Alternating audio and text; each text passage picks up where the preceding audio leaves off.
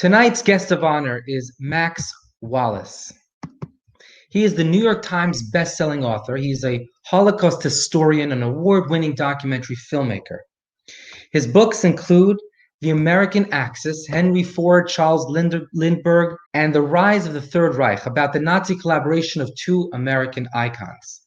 He also wrote a book about Muhammad Ali, titled Muhammad Ali's Greatest Fight, Cassius Clay versus the United States of America, about Ali's battle against the US government over the Vietnam War, for which Ali wrote the foreword.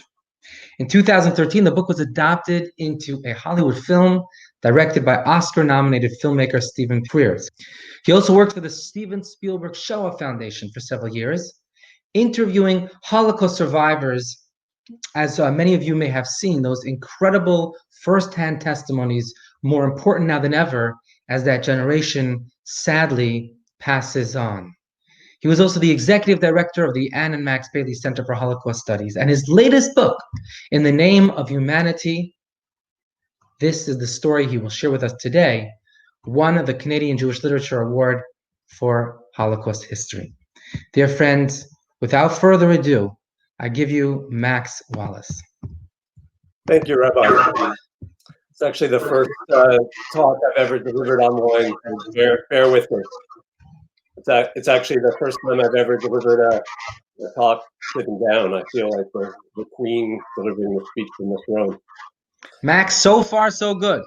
Good. So Rabbi mentioned I worked for the Shoah Foundation, for Steven Spielberg Shoah Foundation, interviewing Holocaust survivors in Montreal. And you know, every week I hear the stories. You know the stories, very bleak, very depressing stories from survivors. And then one day I heard about a Holocaust survivor with a very different type of story to tell, living in Toronto. So I traveled to Toronto and I met a man named Herman Landau.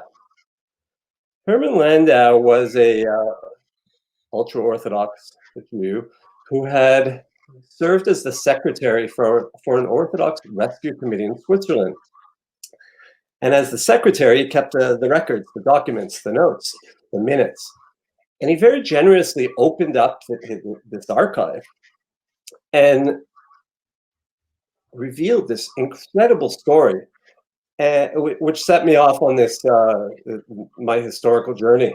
I couldn't believe that the story had never been told before. So this sort of set me off on a quest. So the story begins with Herman Landau's cousin, a woman named Resha Sternbach. Resha Sternbach was born in Antwerp, Belgium, and her father was a very prominent Orthodox rabbi, Hasidic actually, named Marcus Rottenberg, the rabbi of the Haredi community in Antwerp. So Rottenberg was also one of the co-founders of the Agudat Israel, the political wing of Orthodox, Ashkenazi Orthodox Judaism. So it gave her very crucial credentials, connections later on, which became essential to her rescue work. So Russia grows up in Belgium, and she meets a Swiss man named Isaac Sternbach, living in Switzerland, and she ends up marrying him. She travels to Switzerland, settles down for a very ordinary life as a Jewish housewife, raising a family. So she's living in Switzerland when the Nazis take power next door in Germany. But at first, the rise of Hitler next door, just over the border, barely raises a ripple in her household, and most Jewish households in Switzerland. And you know, she continues. She's raising a family. She has children, and things begin to change. They start paying more and more attention in 1938. First the Anschluss happens in Austria, and then of course Kristallnacht. And it's these events that transform Resha Sternbach into an ordinary Jewish housewife into a heroine of rescue virtually overnight. All of a sudden, people are paying attention to what's happening in Germany. And the Jews who were mostly felt they were safe after Hitler took power in Germany and then Austria. They started to realize they were no longer safe in their own homes, so they tried to flee. And of course, as we know, most of the world's doors were shut to the Jews, which left Switzerland. The Swiss border was a convenient and safe location, a neutral country. But the Swiss were notoriously anti-Semitic. They didn't want Jews pouring over the border. Those borders were closed. So Resha Sternbach, her husband owns a very successful textile factory. So they have some money. And she decides to use this money to rescue Jews. So all of a sudden, Resha races through the country setting up safe houses for Jewish refugees by day. And then at night, she heads to the border with a truck, sometimes with a motorcycle and a sidecar, and a thermos of coffee. And she smuggles Jews over the border into Switzerland. So now Resha was, we're familiar with how the Orthodox men were very distinctive and with their beards and the black garments, and everybody knew what an Orthodox man looked like. Resha, by contrast, was, nowadays ultra-Orthodox women, most of them shave their heads and put on a wig in keeping with Orthodox religious traditions. In those days, they were more likely to wear a head covering. So Resha fashioned herself a very, very fashionable head covering, which she calls a turban.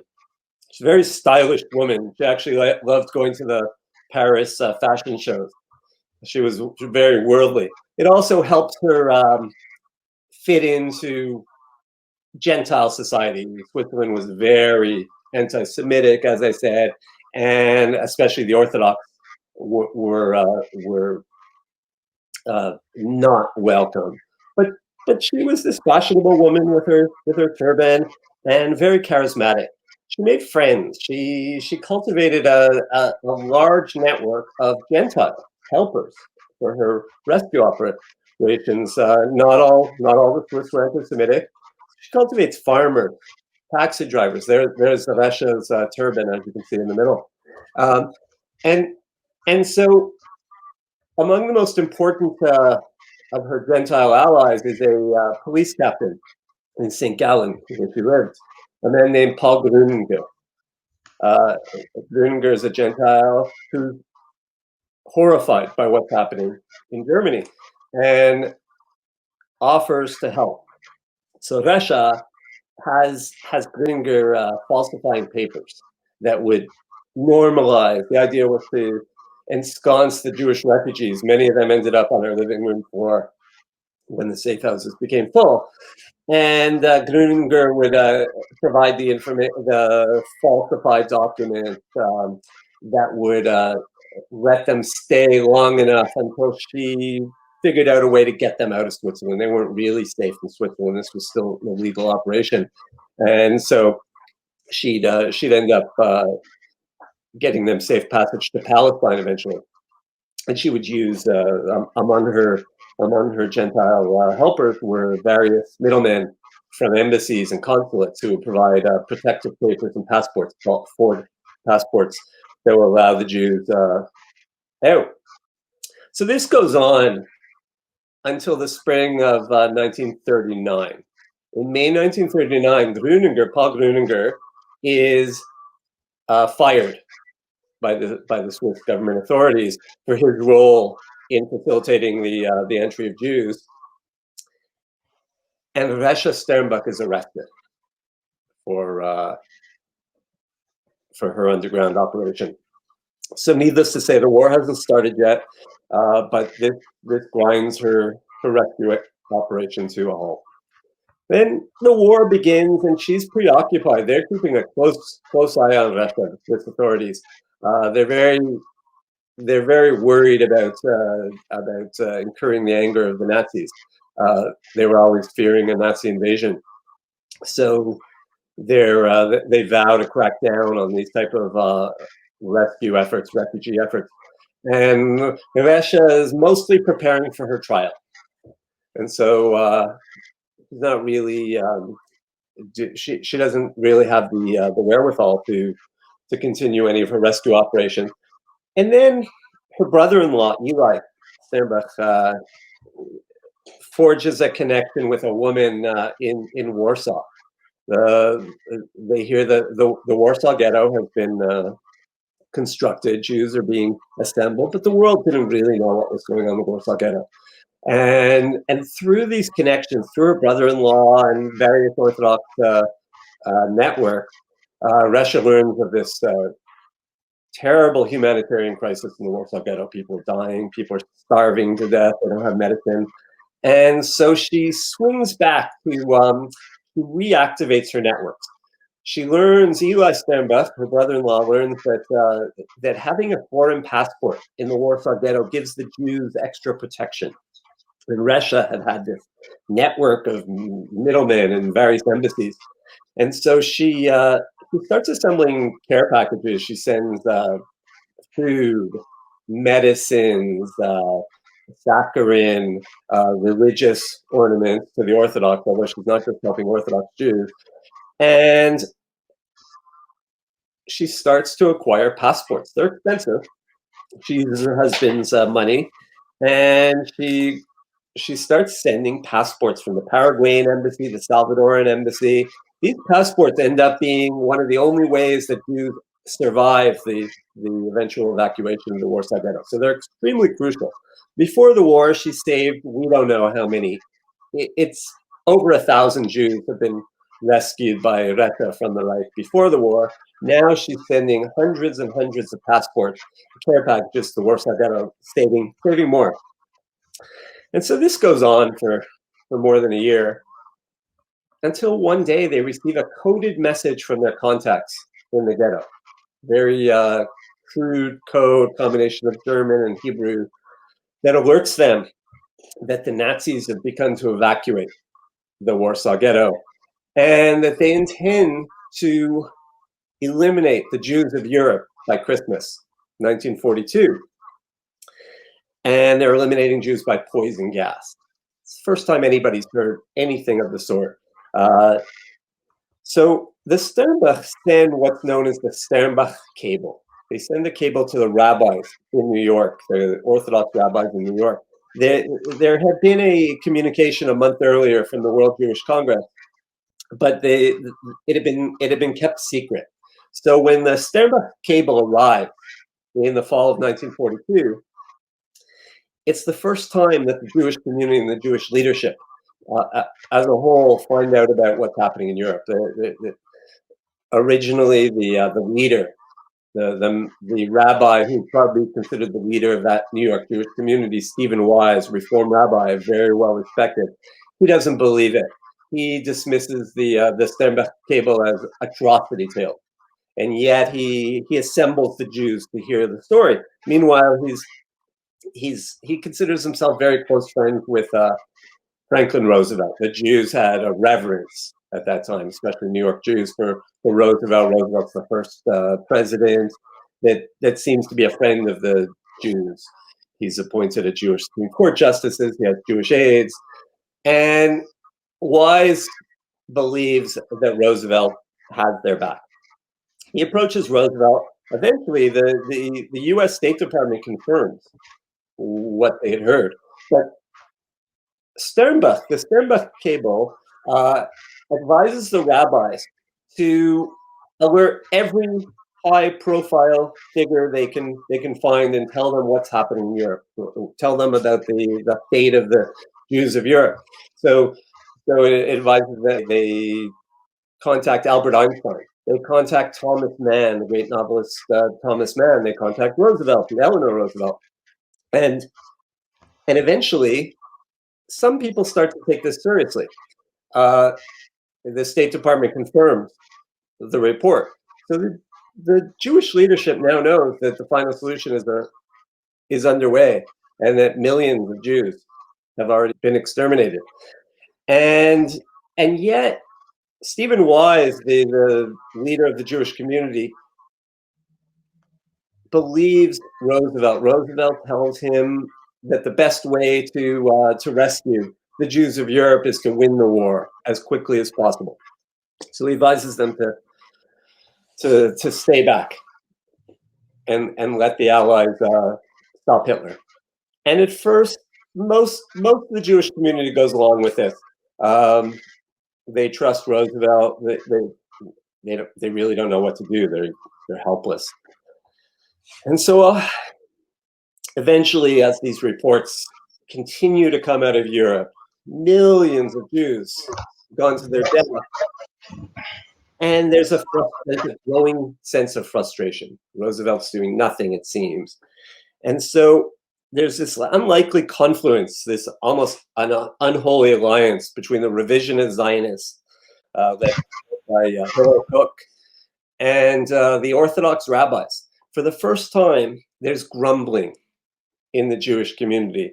And these very relatively small factions start to talk about rescue. They start to demand rescue. Nobody's talking about rescue. You're not allowed to criticize Roosevelt. It's treason. It's wartime. And yet they believe that unless the world starts talking about the rescue of the Jews, the entire Jewish community is going to disappear. It's going to become extinct.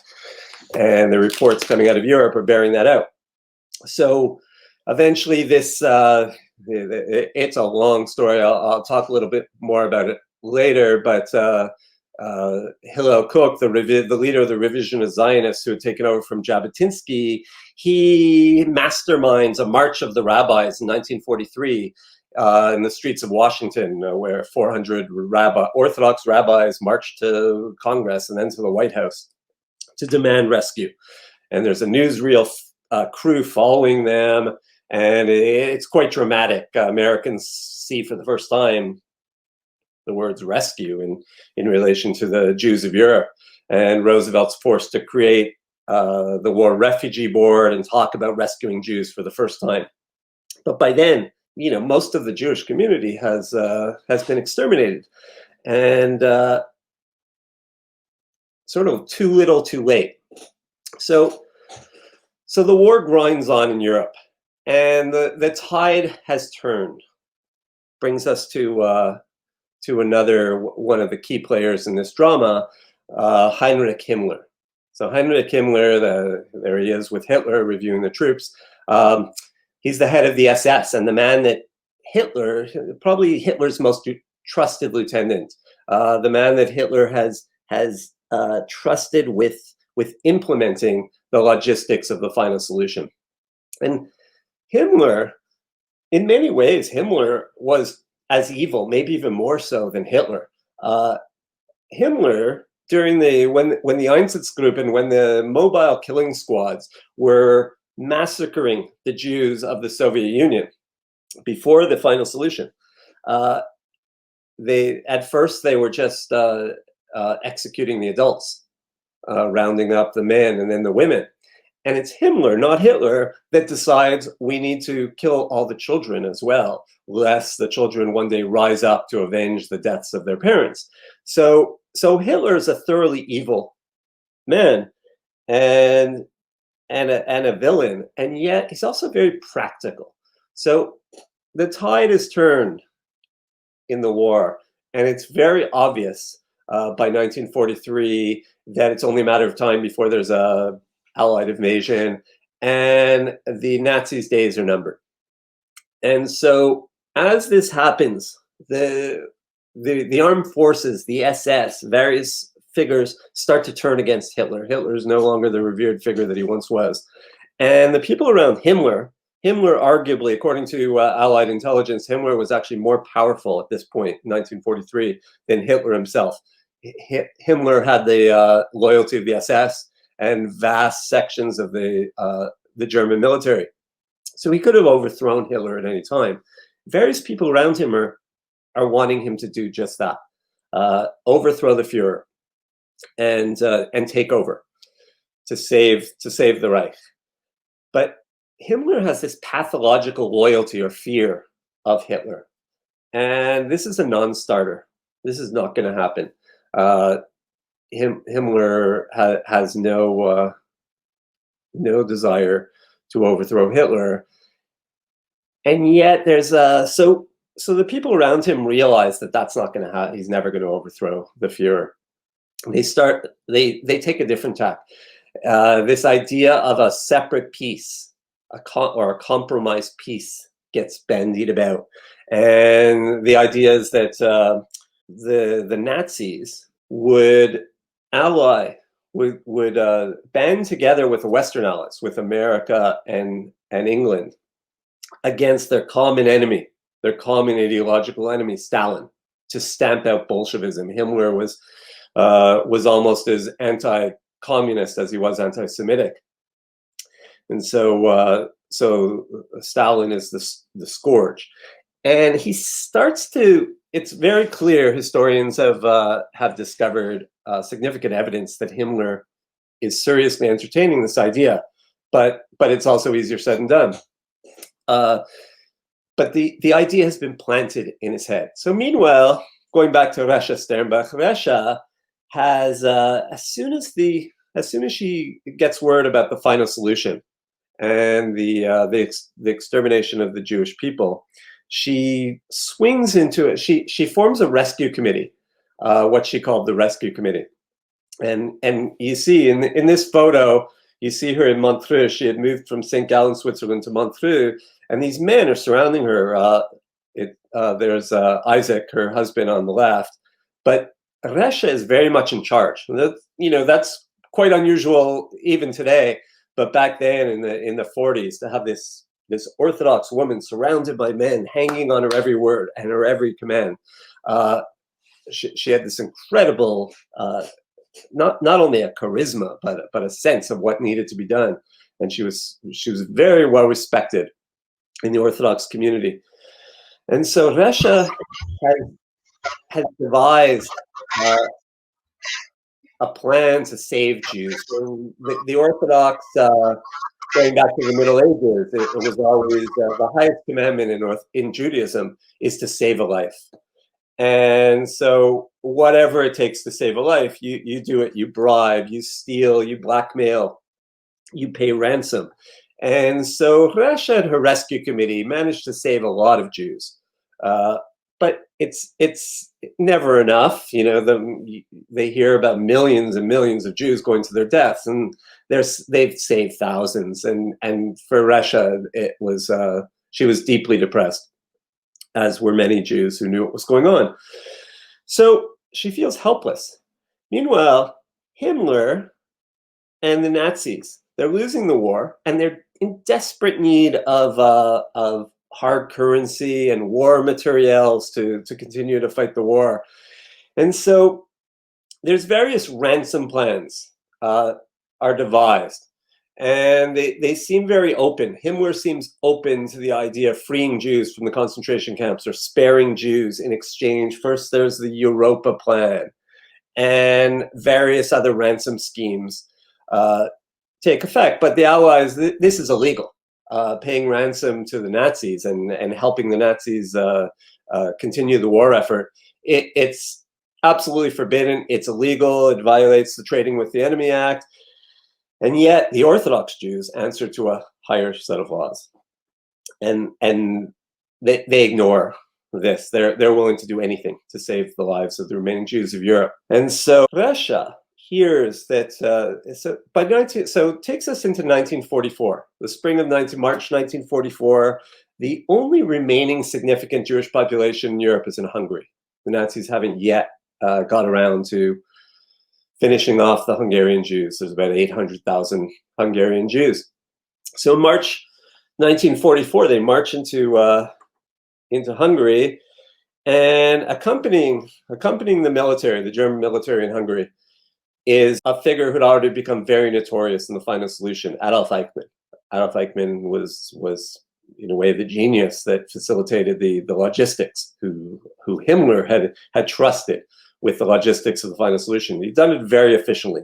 So the presence of Adolf Eichmann in Hungary signals that they're about to eliminate the Hungarian Jewish population. And his reputation is not lost on the various Jewish leaders. So among these leaders is a Hungarian socialist underground band of leaders. Joel Brand and Rezo Kastner, Rudolf Kastner, are the central figures. And Eichmann summons, he summons various leaders, and eventually it becomes Joel Brand, or the rescue committee, this Hungarian underground rescue committee, become the central rescue committee to try to save the Hungarian Jews. So Eichmann summons Brand and Kastner and tells them that he's about to open the mills at Auschwitz, as he calls it. They're very familiar with Auschwitz by this point, its reputation. And he makes it clear that he's about to start the extermination of Hungarian Jewry, 800,000 Jews. But he's willing to suspend these exterminations in exchange for something the Nazis badly needed. He wants 1,000 trucks. And to sweeten the deal, he lets them know that he's not going to use the trucks against the Western Allies.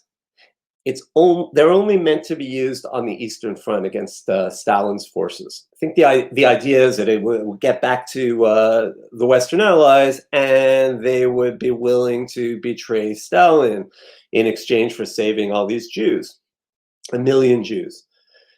And so the news is leaked in the British press. Actually, the London papers report this deal very negatively, needless to say. And this idea of betraying Stalin, throwing Stalin under their bus, Stalin is their ally, Churchill and Roosevelt immediately put an end to any such talk. They forbid any ransom efforts. They make it very clear that any ransom efforts are illegal, and they're not going to abide by that. It's a non-starter. And it seems that this trucks for blood deal, as it becomes known, is over before it begins. So this is where Rasha Sternbuch and a rescue committee come in. Eventually, the demand for 1,000 trucks becomes a demand for 400 tractors. They need tractors in Hungary. The Germans are starving. The Allies have been bombing the bakeries and food production facilities to starve the German people into submission, and then the German military, the Axis military. They need tractors for the harvest. So it becomes 400 trucks. In exchange for 400 tractors, Eichmann and his boss Himmler is willing to suspend the exterminations at Auschwitz. And so again, it's a non-starter. The Allies are not going to give permission for tractors, trucks, or anything that's going to help the Nazi war effort. But tractors, the idea of tractors gets attention from the Sternbuchs, because the main tractor factories in Europe happen to be located in Switzerland.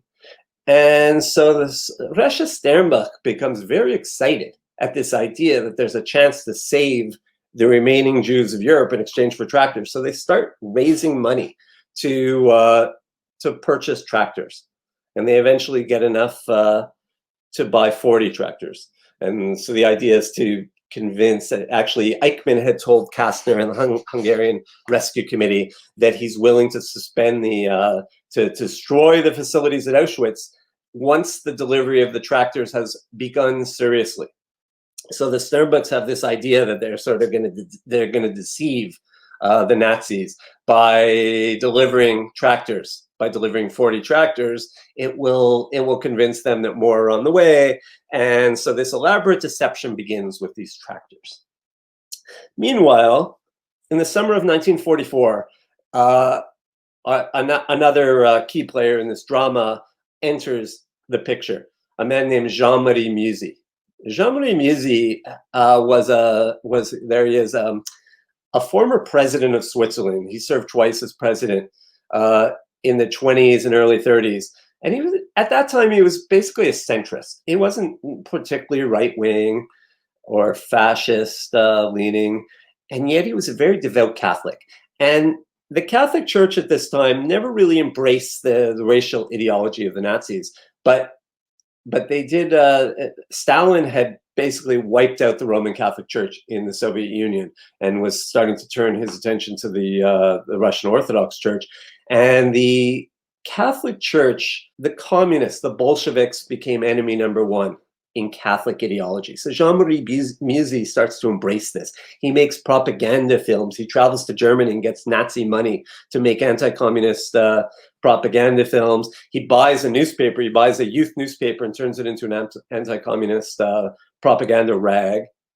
And so he's very associated with this anti-communist effort, and he starts to embrace the Nazis for their common ideology against communism. He's a garden variety anti-Semite, but he never embraces the Nazis' anti-Semitism or desire to eliminate the Jews. And so by this time he's long retired. He's a businessman, an insurance executive, and he gets a visit from his two Jewish clients who informed them that their relatives were in a French concentration camp. This is the summer of 1944. And they would like him to use his influence with the Nazis to free their relatives. So Muzzie, who had never really expressed any sympathy with the Jews before, these must have been very important clients because he agrees. He agrees to use his influence. And so he writes to his Nazi contacts. The next thing you know, he drives to Paris personally, and they hand over this Jewish couple to Muzzie. And he says in his report that the commandant tells him, never before has an Israelite entered a German concentration camp and come out again alive. So he returns to Switzerland with this couple, and the news spreads very quickly in Catholic circles, and eventually the Starbucks hear that Muzzie, who has these Nazi contacts, has freed a Jewish couple. Resha Sternbuck is very excited about this news. She and her husband Isaac, travel to Muzzie's estate in Freiburg, and he entertains them in his drawing room. Resha announces to him, she says, she's a very devout Jew, he's a very devout Catholic. She says to him, Herr Muzzie, we are both servants of God. The Nazis are an affront to everything we both stand for. You must help us. And inexplicably, Muzzie agrees to help Resha rescue the Jews. So this is October 1944. And Muzzie agrees to write to Himmler, who he knew from anti-communist circles, and request a meeting. They're very excited. And Himmler's people, agree to allow him to meet with Himmler on his way on his train, on his way to Vienna. So Muzzie travels with his son, and he meets his old friend Himmler on the train, sits down, and he announces. So he tells Himmler that he's been sent by the Grand Rabbi Sternbuck. Now, Sternbuck was not a rabbi, but he knows the way the Nazis' minds work. And he knows that Himmler believes that the Jews control Roosevelt. They only have to whisper in Roosevelt's ear to make something happen. And he's still obsessed with this idea of a compromise peace, a separate peace with the Allies, and he believes that it's possible. Muzzie has been briefed about this, and he and the Sternbucks have come up with this very elaborate idea that they could deceive him into believing this separate peace. Meanwhile, the OSS, Allied intelligence, US intelligence, had given their blessing to this deception. So there's a lot of players involved by this point. So he sits down and he says he wants Himmler to free the Jews, and the Allies. He's consulted with the Union of Orthodox Rabbis in New York, and they've given authorization. They're open. The Allies are open to a separate peace with the Nazis. Himmler is very excited, and he agrees that right then and there on the spot to use his influence to save the remaining Jews. Meanwhile, this tractor deal had wound its way. Eichmann and therefore Himmler had said they would destroy the death camp, the extermination apparatus at Auschwitz, if the tractor delivery had begun seriously. So to deliver tractors from Switzerland to the Nazis in Hungary requires a Swiss export permit. So Muzzie had met with Himmler early November 1944. The export permit gets granted on November 20th, 1944, finally permission to start sending these tractors to the Nazis. And this is where I come in as an historian. I spent a lot of time, most Holocaust historians have sort of ignored the Orthodox. There's this idea that the Orthodox were only interested in saving other Orthodox Jews. So they were sort of a footnote to Holocaust history. But I end up being, because of this initial contact with Hermann Landau years earlier, I end up obsessed with finding evidence of the Orthodox rescue efforts. And I end up in Yeshiva University in New York, which holds the archives of the Vad HaTzara, the rescue arm of the Union of Orthodox Rabbis, who the Starbucks represented. So I end up in this archives, and I find these documents from November 20th, 1944. Fortunately, the Sternbucks didn't speak Yiddish. They spoke English, they spoke French, and German, but they didn't speak Yiddish, or else they would have been conducting their communications with the rabbis in Yiddish. But as it turns out, the letters, the cables from Bern, Switzerland to the rabbis in New York are written in English, which made my research a lot easier. So on November 20th here, this cable on the screen, you can see Sternbach. It was probably written by Resha Sternbach. Sends a cable on November 20th to the rabbis in New York saying that their delegate, who's Muzzie, has been in contact with the Nazis and has secured, right there in the interim, has secured a promise to cease extermination in concentration camps. On the basis of intervention by the nunciature in Bern, the German government confirmed this promise to the Vatican. So this is a fairly significant cable, but meaningless. Words are meaningless. 2 days later, another cable gets sent by the Sternbucks confirming this promise that the Nazis have agreed to cease the extermination, to stop the killing of Jews. Coincidentally, the export permit, they knew about the export permit, and the tractors were on their way. Eichmann had promised to destroy the killing apparatus at Auschwitz, destroy the facilities at Auschwitz once the delivery of the tractors had begun seriously. Here's evidence that the delivery of tractors has begun seriously. 3 days later, 5 days after that initial cable, the crematoria, the major crematoria and the gas chambers come tumbling down from dynamite at Auschwitz on November 25th. At first, the inmates believe it's sabotage. There have been some sabotage before, but it's soon evident that the Nazis, Himmler himself, had ordered the destruction of the extermination apparatus. November 25th, 1944. On the same day, it's not just that happens November 25th. He also reverses the order for the forced marches from Hungary. So again, but by this time, there's still about 200,000, just less than 200,000 Budapest Jews left alive. The rest of them had already been exterminated in Auschwitz. And Himmler orders an end to the forced marches. Raoul Wallenberg becomes very famous for his intervention in saving Jews during these forced marches, but they come to an end. And the Jews of Budapest seem to be spared. At the same time, Rudolf Kastner, Rezo Kastner, later testified that he'd been shown a cable the same day, November 25th, from Himmler, forbidding the further execution of Jews. So if you go into the history books about the final solution, about Auschwitz, historians have always claimed that the Germans destroyed the extermination apparatus because the Russians were coming, and so they were trying to hide the evidence. But November 25th, the Russians were still 2 months away.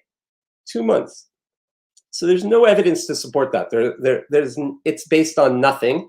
Yehuda Bauer, the great Holocaust historian, Israeli Holocaust historian, have always said it makes no sense.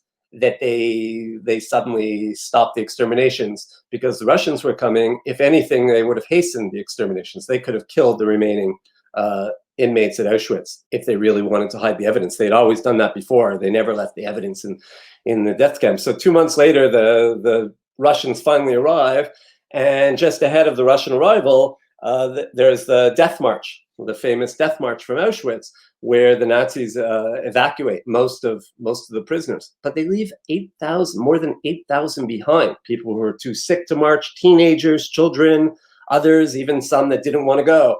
They leave them behind to serve as eyewitnesses to what happened at Auschwitz, to the crimes. So I believe that this is evidence that this secret deal, this incredible deception engineered by Muzzie and by the Starbucks and by Western intelligence, brought an end to the final solution. So this November 25th, the systematic extermination of the Jews of Europe come to an end on this date with Himmler's order. There's still thousands and thousands of Jews that die in forced marches, death marches, disease, etc. in the remaining months. But the systematic extermination of Jews ends on November 25th, coinciding with this tractor deal and this cable. And so there a lot happens in the interim. Himmler's also agreed.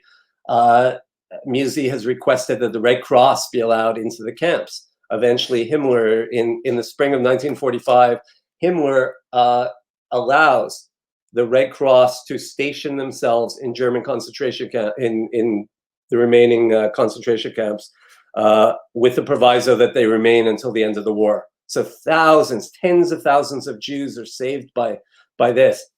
And then in the last months, we're sort of running out of time, but in the last months of the war, the final solution has come to an end, but there's still, more than 100,000 Jews in concentration camps. And Hitler has vowed to take every last remaining Jew down with him. And he orders the dynamiting of the camps. And time again, we see evidence that Himmler, who had promised to end the killings in November, he countermands Hitler's orders. Time and time again, he intervenes to prevent the destruction of the concentration camps. And it culminates in this very dramatic meeting on the night of Hitler's birthday, April 20th. Himmler slips away from the birthday party and meets a member of the World Jewish Congress, a delegate from the World Jewish Congress, just outside Berlin, a man named Norbert Messer, who again convinces Himmler to countermand Hitler's orders and save the remaining Jews. And that's what happens. So all this, there's a whole dramatic turn of events in the last months of the war after this the order to end the final solution. And I cover that in my book, but it's much information to go into now. But there's also, maybe we could talk in the Q&A part of this session, we can talk about a British connection, which I usually don't talk about in these presentations involving Bergen-Belsen. That's the gist. That's the gist of my finding.